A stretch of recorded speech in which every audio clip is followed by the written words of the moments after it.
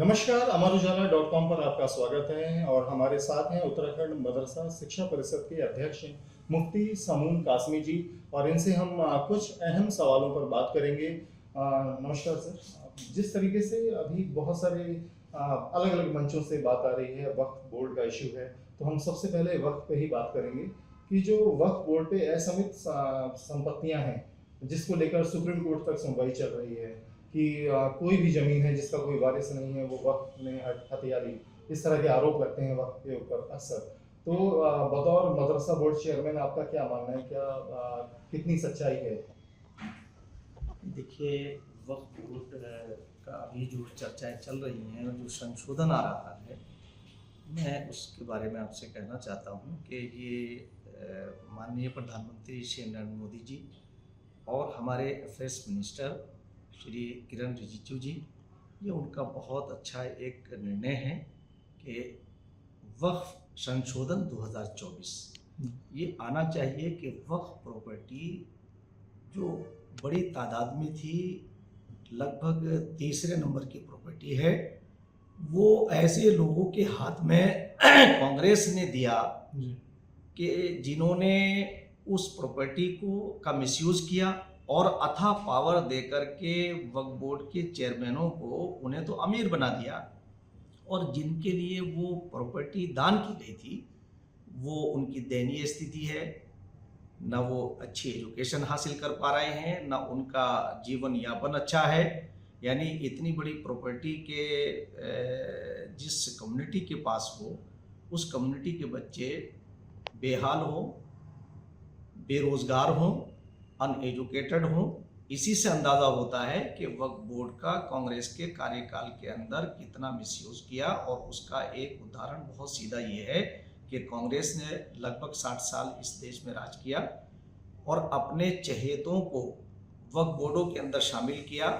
मैं आज ये कह सकता हूँ कि इन 10 सालों में जो हमारे माननीय प्रधानमंत्री श्री नरेंद्र मोदी जी का है, बहुत ट्रांसपेरेंसी के साथ मुसलमानों का विकास हुआ है और मुसलमानों के नहीं तमाम वर्गों का हुआ है। हमारे उत्तराखंड राज्य के अंदर हमारे माननीय मुख्यमंत्री श्री पुष्कर सिंह धामी जी, उनके नेतृत्व के अंदर यहाँ जिस तरह से विकास कार्यों को आगे बढ़ाया गया है और मुसलमानों को जिस तरह से मुख्य धारा से जोड़ा गया है, वो अपनी एक मिसाल है। अगर वक्फ बोर्डों का सही संचालन कांग्रेस के कार्यकाल के अंदर होता तो मैं आज कह सकता हूँ कि मुसलमानों की दशा और दिशा कुछ और होती। एक अगला सवाल लेते हैं। आप मदरसा शिक्षा बोर्ड के चेयरमैन हैं और मदरसा शिक्षा पर सवाल उठ रहे हैं। अभी राष्ट्रीय बाल अधिकार आयोग ने सुप्रीम कोर्ट में एक हलफनामा दिया और ये कहा कि जो इस्लामी शिक्षा का जो कट्टर रूप है वो पढ़ाया जा रहा है, जो मेन स्ट्रीम से उनको अलग रखा जा रहा है। बच्चों को 13-14 साल की उम्र तक के बच्चे सिर्फ इस्लाम की शिक्षा ले रहे हैं, जो उनका शिक्षा का अधिकार है उससे उन्हें वंचित रखा जा रहा है, जो उन्हें मेन स्ट्रीम की शिक्षा लेनी चाहिए।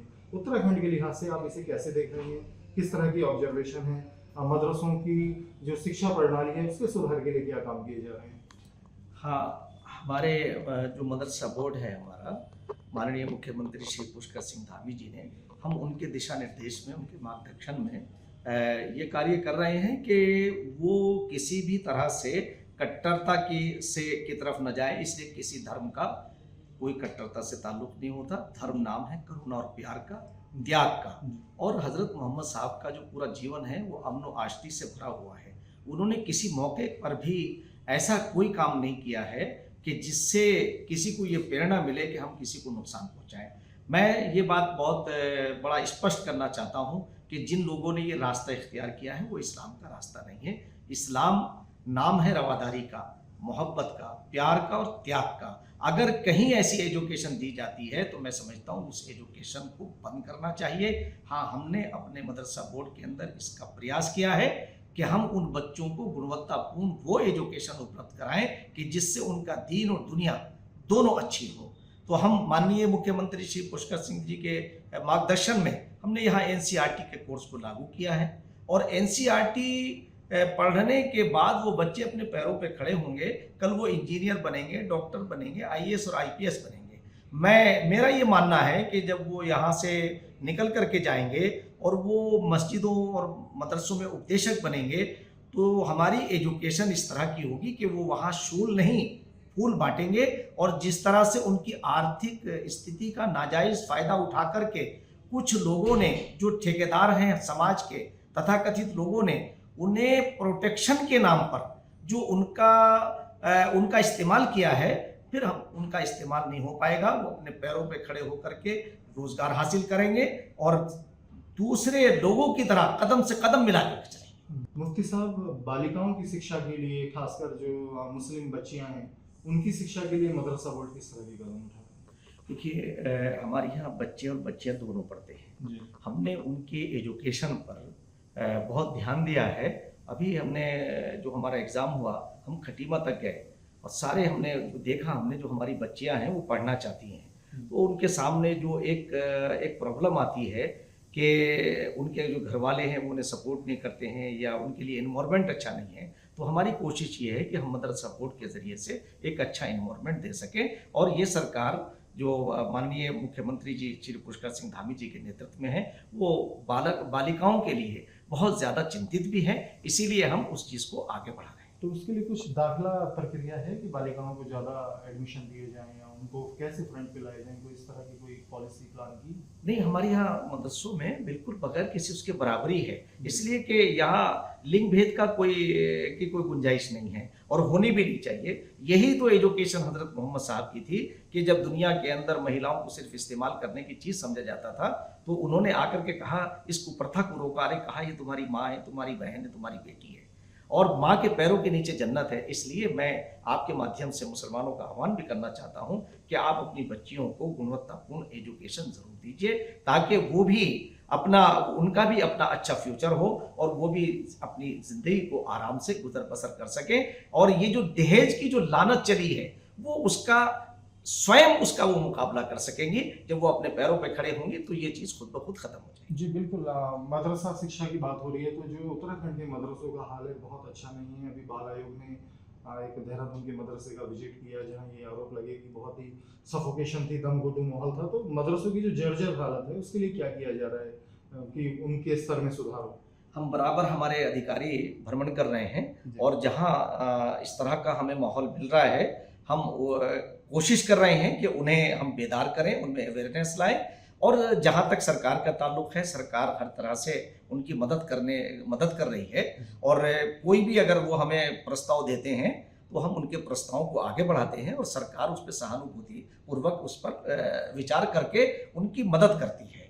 और मैं एक बात इस बीच में ये भी बात कहना चाहूँगा आपसे कि जो मदरसे हमारे यहाँ पंजीकृत हैं, 416 मदरसे हैं, वो नियमित तौर से वहाँ कोई भी ऐसी चीज़ अब तक सामने नहीं आई है। कुछ प्राइवेट जो मदरसे हैं जो हमारे यहाँ पंजीकृत नहीं है या कहीं और नहीं है, हम उनका आह्वान करना चाहते हैं कि वो अपने आप को नियमों से नियमित करें और वो पंजीकृत कराएं। किसी भी जगह से कराएं, एजुकेशन बोर्ड से कराएं या मदरसा बोर्ड से कराएं, मगर वो पंजीकृत होने चाहिए, वो नियमित होने चाहिए। अगर वो नियमित नहीं होते तो हम उनके खिलाफ भी कार्रवाई करने की, जहाँ भी हमें कोई ऐसी अनियमितताएं मिलेंगी, हम उनके खिलाफ कार्रवाई करेंगे। ये हमारा कर्तव्य है। एक अंतिम सवाल है, शिक्षा के साथ खेलकूद भी बहुत मायने रखता है। तो खेलकूद के लिए किस तरह के कदम मदरसा बोर्ड उठाएगा?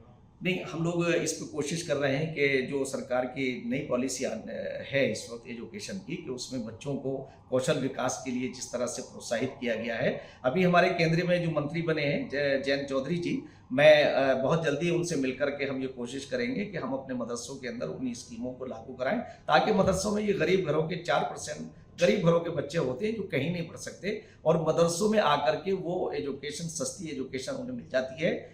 हम ये कोशिश करेंगे कि उन्हें सीधा फायदा जो है सरकार की योजनाओं का पहुंचे।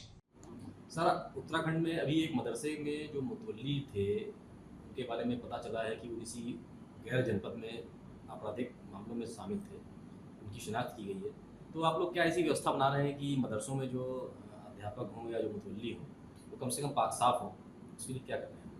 हाँ, आपके ज़रिए से मेरे संज्ञान में आया कि वक्फ बोर्ड के ज़रिए से जो मुतवल्ली थे, और मैं समझता हूँ कि जब भी हम किसी को मेंबर बनाएं या किसी को कोई जिम्मेदारी दें तो तमाम ट्रांसपेरेंसी का ध्यान रखना चाहिए, उनकी बैकग्राउंड भी देखनी चाहिए कि उसकी बैकग्राउंड क्या है। इससे सरकार के कार्यों पर असर पड़ता है और सरकार की बदनामी होती है। मैं अपने मदरसा बोर्ड के अंदर, हमने जितने हमारे मेंबर्स हैं वो सब एजुकेशन से जुड़े हुए हैं और उनकी बैकग्राउंड को हमने कई बार देखा है। जितने भी मेंबर्स हमारी समितियों में हैं, हम बहुत ट्रांसपेरेंसी के साथ, क्योंकि हमारे उत्तराखंड की जो सरकार है वो ट्रांसपेरेंसी के लिए जानी जाती है और हमारे माननीय मुख्यमंत्री श्री पुष्कर सिंह धामी जी कभी भी करप्शन से कोई समझौता नहीं करते। उन्होंने जो भी करप्ट लोग हैं उन्हें जेल के अंदर पहुंचाया है।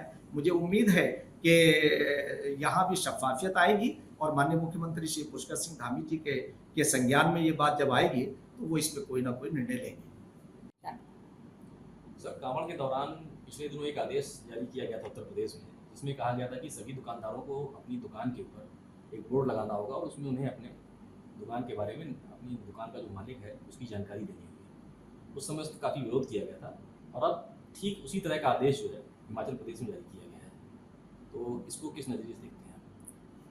मैं ये कहना चाहता हूँ कि जब उत्तर प्रदेश की सरकार ने ये ऑर्डर जारी किया तो उस पर क्रिटिसाइज़ करने में सबसे ज़्यादा कांग्रेस आगे थी। 1947 के बाद 60 साल कांग्रेस को मिले हैं। इन्होंने मुसलमानों को सिर्फ वोट बैंक बना करके रखा है और उस वोट बैंक की राजनीति को इन्होंने इतना भुनाया है कि मुसलमानों का इतना बड़ा नुकसान इन्होंने किया कि उन्हें मुख्य धारा से काट दिया। मैं समझता हूँ कि ये कोई बुरी बात नहीं है कि आपकी आइडेंटिटी रहनी चाहिए, आप कौन हैं, क्या है। इसमें कोई भी गलत काम हमारे उत्तर प्रदेश के मुख्यमंत्री जी योगी जी का नहीं था। आज तुम योगी जी के नक्शे कदम पे चल कर के तुम कौन से सेकुलरिज्म की बात कर रहे हो।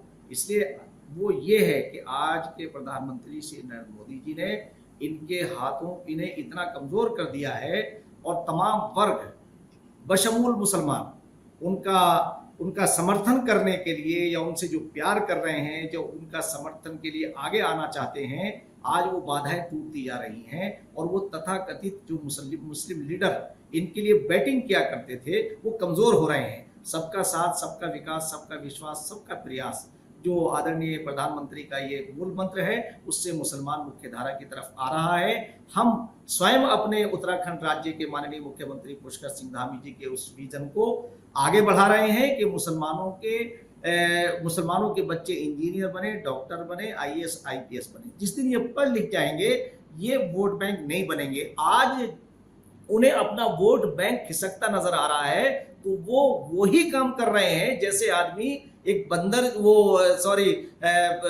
जब गीदड़ को नुकसान होना होता है तो वो शहर की तरफ जाता है, ये बच नहीं पाएंगे।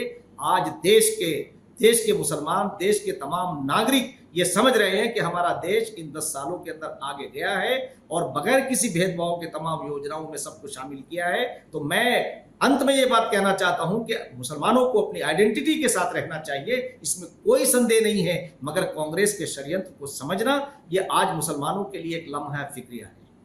अगर आप ये वीडियो YouTube पर देख रहे हैं तो हमारे चैनल को सब्सक्राइब करें और बेल आइकन को दबाना ना भूलें। अगर आप Facebook पर ये वीडियो देख रहे हैं तो हमारे पेज को लाइक करें।